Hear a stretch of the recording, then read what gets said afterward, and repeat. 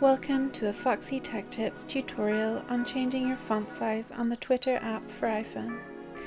If you find this tutorial helpful, please consider subscribing to my channel and liking the video. Open Twitter and tap on your user icon in the top left corner. Tap Settings and Support and then tap Settings and Privacy. Choose Accessibility, Display and Languages.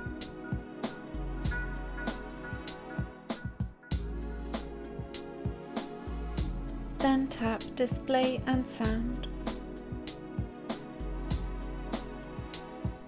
At the top of the Display and Sound settings, there is a slider to change the font size. To the left is smaller text, and to the right is larger text. Use the slider to choose the font size that you would like. As you can see, the font size changes immediately as you move the slider. And that draws an end to this tutorial. Please like the video if you found it helpful, and subscribe to Foxy Tech Tips for more Twitter tips and tricks.